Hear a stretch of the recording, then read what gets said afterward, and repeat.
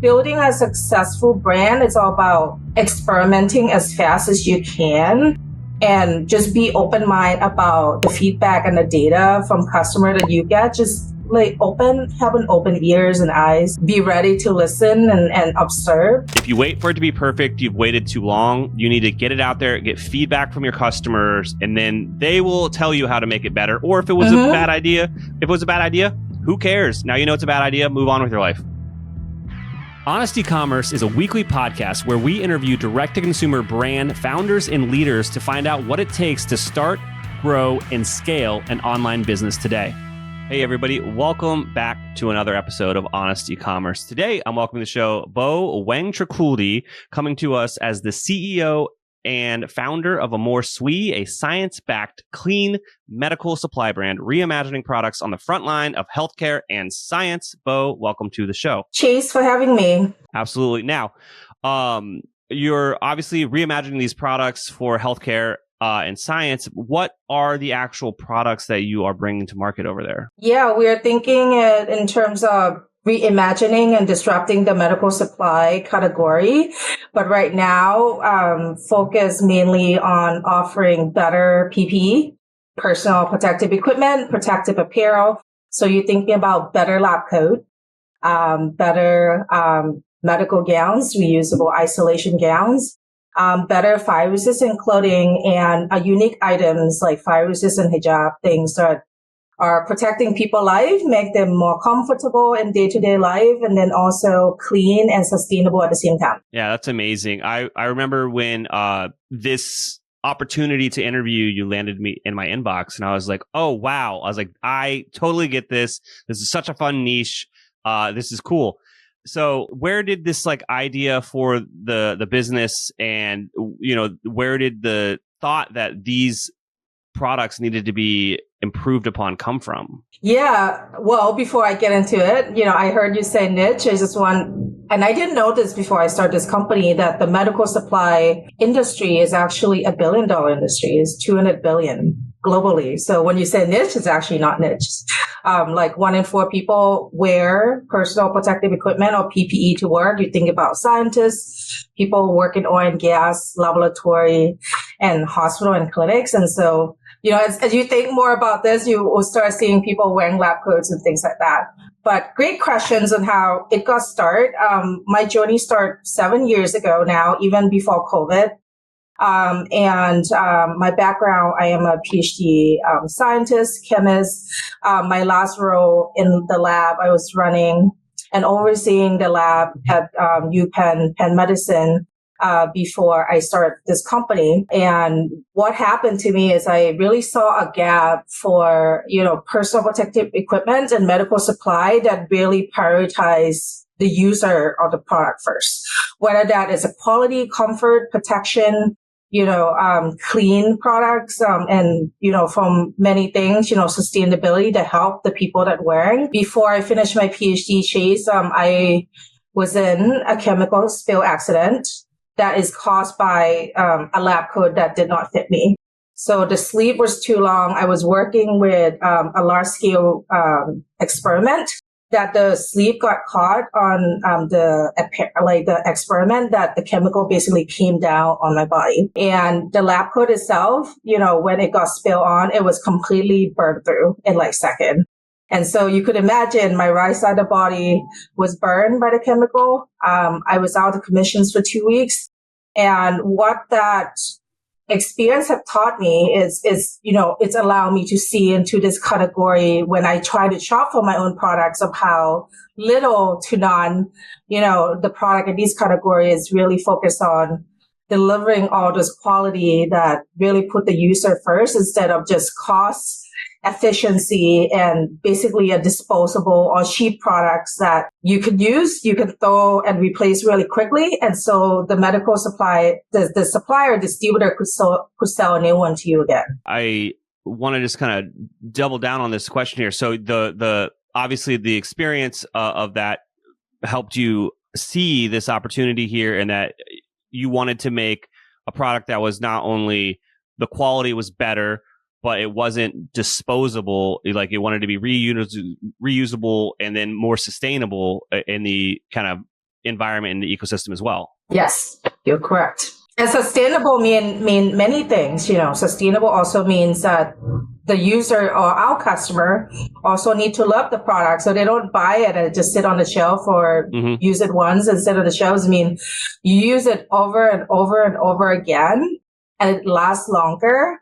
It could be washable or it could be biodegradable, and we have a recyclability at the end of life where it won't end up in the landfill. Like, I think if you ever go into, a dentist's office or a medical office, you see how many gloves are in the trash can, how many disposable gowns are in the trash can, how many face masks are in the trash can. That's basically what we try to build is there any product that are better at those disposable that also protected, comfortable? And it just happened that the functionality and style and fashion came into that design of the product because we want people to use it. In order for it to really deliver upon sustainability. It can't protect them if they're not using it. Exactly. Okay, so now you have this aha moment. What's next? How long, was this cooking around in your brain before you started to take action on it? It actually took quite some time for me. I think I had an accident a few years before I started the company. And I think the fact that it took too long, I think it's also my background. I'm a scientist, I work in a lab. When I see a problems around a product that I could launch a business with, the first thought is not like, oh, I could launch this business with. I think the first thought is just like, oh, I can't believe no one is offering something that, really protect people when I say personal protective equipment. Yeah. And everything in the market is like this flimsy, disposable, or, like a cotton that basically just got burned right through. And but the first question is I can't believe there's no one offering this. But over time, I keep checking back in and I don't really see the product that I still want. And truly what really jumpstarted this idea is that I was at lunch with 20 women scientists, 15, 20 women scientists. And I came back from that accident and I shared my story with them of why I was out for 2 weeks. And I heard that every single one of women at my lunch table have a story to tell about an accident, a near-miss accident, or something that happened because a lab coat or some PPE that did not fit them. And so it was not my problem. It's other people's problems. So from that lunchtime, I ended up speaking to 100 women to start, the first product of AmorSui, which is a fire-resistant line that go under the lab coat. And, we make the first production and pre-sold it. And that's how the business got started. Gotcha. It started from, trying to find a solution for a problem that I found. Now, when you say you pre-sold it, did you do something like a Kickstarter crowdfunding type campaign to launch the first product? A crowdfunding type campaign. And at the time, my target audience was women scientists. So I launched it in a little platform called I Fund Women. It's still existing today, but I think the offering is a little bit different. And we raised $30,000 in 30 days, pre-sold a product. And that was the first money that I used to produce, the first lot of products for AmorSui. Yes. Absolutely. And was 30,000 the goal, or was that, did you exceed your goal? It was 25. So you're right. We exceed our goal by a little bit. Nice. And then, so with that, was that all for funding the first purchase of the actual product, or did that money also go into building a new website or any of the other weird capital expenses that come along with building a business? Great questions. I think 25 was the minimum we need to do the first production. So because we went a little bit over, there was a little bit money left to, do marketing and website. And in fact, a lot of marketing already went into the crowdfunding campaign that actually get us a word of mouth to speak to an organization like Harvard and MIT and others. So just right after we launched a crowdfunding campaign, I was able to sow additional enterprise sales directly to research center. I just want to point this out for the audience because I almost glossed over it, but I realized that's just because I do so many of these interviews. Yeah. So you said 25 was the minimum that you need. So 25,000 was the minimum purchase price for so they, in manufacturing, they have this thing called minimum quantity limits, right? Or MQLs or what? Yeah, MOQ. Yeah, there we go. Minimum order quantity. You got it. Yes. And so that was, it's not that you wanted to spend that amount. That was the amount that had to get spent. Yeah, that's the quote that we got. And we made our product. Our first lot was made in the US. So of course the price is a little high, but that's the price point that makes sense to have quantity at the right price point, and we still make a margin on the product. You have the crowdfunding campaign. It's successful. How long until, that campaign ends until you actually get these products to ship? 3 months. I think I launched it in August, and then I delivered before Christmas. You had finished tech specs on the products before then? Yeah. Nice. We launched a crowdfunding campaign with a picture of a photo shoot of a model of a product on model. Oh, so you already had the samples and everything. Yep.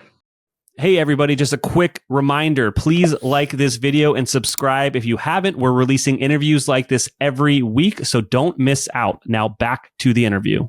Is this industry that you're in regulated? Was there a little more hoops to jump through than me just launching like a t-shirt brand? It is a little bit more regulated. You do have to follow.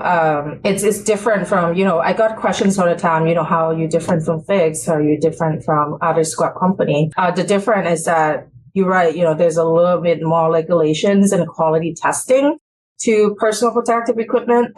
From our perspective, lab coat should protect against, blood, fluid, things like that. Gowns should do the same. Fire resistance should actually stop fire and not set on fire. That makes sense. So there are those things that we need to meet, but we also strategically launch a product that don't require medical device approval. So there's no pre-market authorization like some of the products in this category. We focus on a certain product that are frequently used, like gowns, like lab coat, like fire resistant clothing and such. There's enough frequency across different sector, but it doesn't require 510K market authorization. We just need to do technical testing and third-party testing and meet those testing regularly that our product are up to quality to be able to sell. I have been in business for nearly 20 years, and very few companies I have hired in that time have performed as well as Electric Eye. They have knowledgeable staff, and our project was delivered on time and on budget. Electric Eye has exceeded my expectations, and I look forward to working with them again. That is a direct quote from one of our clients at Electric Eye. Electric Eye is a Shopify Plus partner that has helped over 100 brands migrate, redesign, and optimize their stores since 2016. If you'd like to increase your conversion rate, average order value, and revenue per session, we are the true Shopify experts you've been looking for. Right now, we're offering a free diagnostic to qualified brands that reach out and mention the podcast. Visit electriceye.io today to schedule a call and send us a message. Find out why we have over 50 5-star reviews in the Shopify partner directory. Again, that's electriceye.io, electriceye.io. You're investing in paid traffic, email, influencers, you're doing everything, but your store's still not converting like it should. That's the hidden cost nobody's talking about. If you don't know why people aren't buying, you're constantly losing money. Whenever conversion rate optimization comes up with brands, the first thing I ask them at the agency is what they are using for analytics and behavior tracking. Heatmap.com is my go-to recommendation because it's the only platform I've seen that connects user behavior directly to sales. That kind of visibility is critical for e-commerce brands trying to grow. I tell every brand that we work with to install Heatmap. It shows you what's working and what isn't using real behavior data tied directly to revenue. You get live heat maps, session recordings, funnels, and attribution down to specific product pages. This isn't just another analytics dashboard, it's a revenue optimizer. And right now, Honest E-commerce listeners get the hookup. They get a 14-day free trial. They get access to their ultimate 150-point CRO checklist. And as a bonus, you'll get a free setup by us over at Electric Eye when you ask for us to do so. So stop wasting another dollar guessing. Visit heatmap.com/honest. That's heatmap.com/honest and start seeing what your customers see, because clarity truly equals revenue. You launched the product. It on the Kickstarter, you got the website live, and you have some additional inventory to sell. How did you get the word out there to sell this beyond your friends and family? Beyond, you said you did some marketing on the Kickstarter, well, on the I Fund Women campaign. I'm just curious about that, like, marketing strategy. How did you get the word out? One of the things, obviously, we sell. Initially in our brand, we really do direct to consumer. So we focused on user PPE. And that's mean healthcare professional, nurses, doctor, dentists, PA, scientists, students. And so mainly, I think in the beginning, it's about community. And because we don't have a lot of dollars to spend, it's about plugging into a community of scientists. Where do they hang out?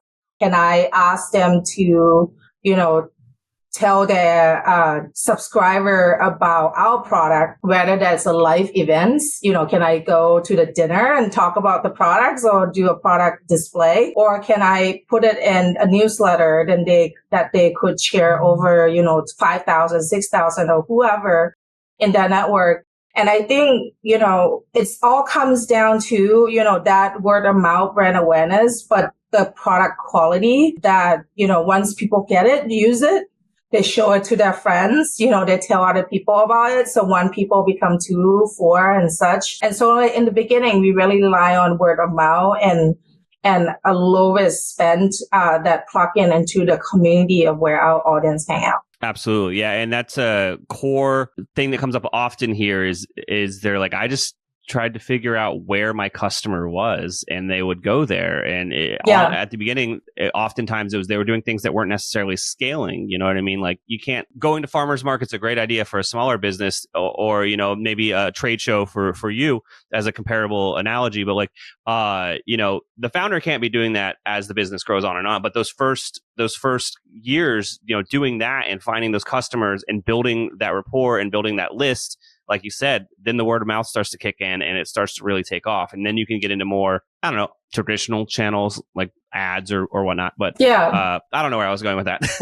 Now things look a little bit differently now that we understand who our audience are, who our customer that most valuable are. Then we know who, Sally or, like Mary Jane, of the world who's buying from us. So it's a little bit easier in terms of, if we create digital ad, what does that person look like? What the age range? What are the keywords that we should put in order to really attract and feel like it's delivered to them?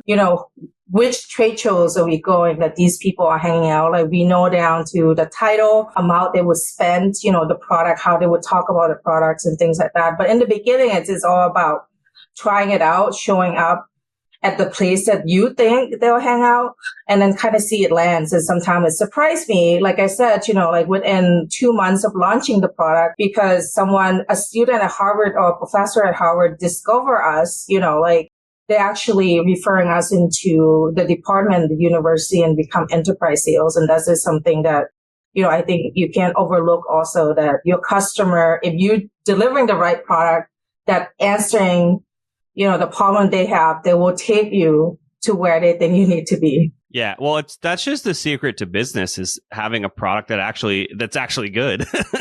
Awesome. All right, so now looking back, are there any like lessons learned that you want to share with our audience? Maybe some mistakes along the way to help them maybe do better next time. And I think this also, I think broadly could apply for everybody, but I think personally to me specifically, I'm a scientist. I feel like I'm sometimes a perfectionist and like to do things in perfection before I launch or do anything.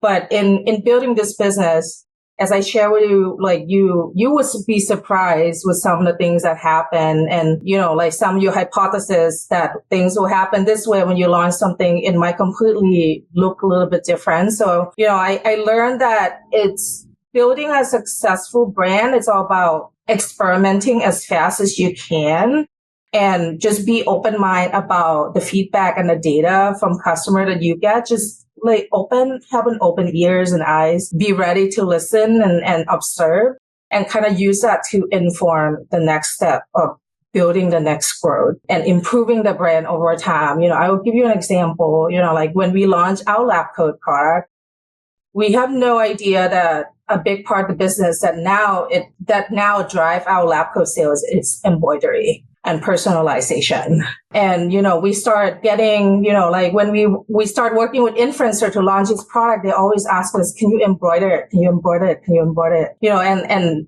when we start listening to that, we start recognizing that might be an important part of offering, into try to sell our lab coat.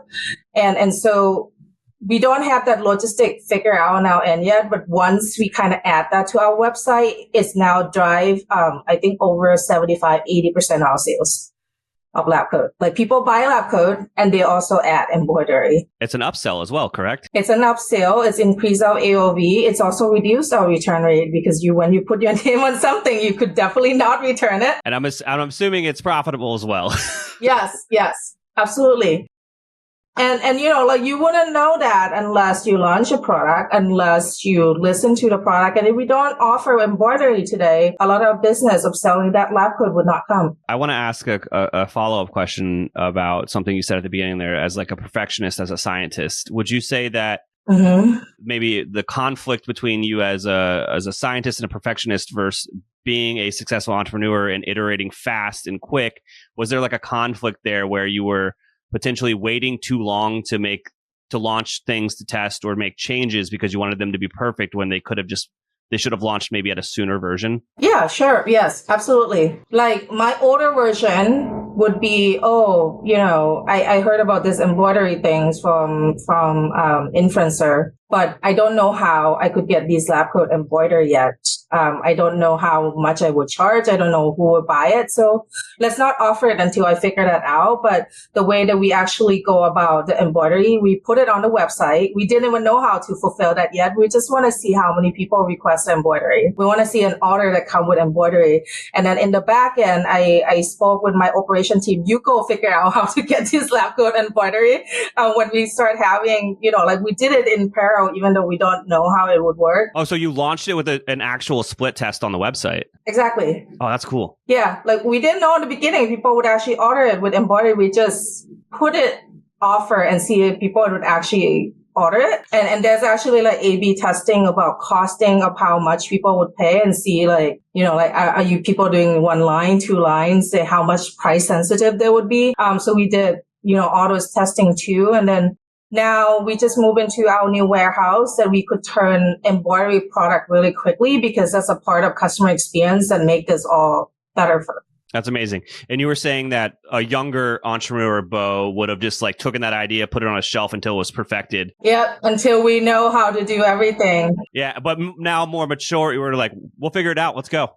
Yeah, let's go. Like, why don't we just put it on website and see if people would buy it, and that's exactly what informed a lot of things that happen to push this specific product. And now we have capability to embroider any uniform or anything that currently offer in our website for cheap and fast. Yeah, and I think that's what I want listeners to take out of this is if you wait for it to be perfect, you've waited too long. You need to get it out there, get feedback from your customers, and then they will tell you how to make it better. Or if it was a bad idea, who cares? Now you know it's a bad idea. Move on with your life. Yep, exactly. Beau, is there anything I didn't ask you about that you think would resonate with our audience? It's not clear to me. I think the most important thing here is to listen to your customer.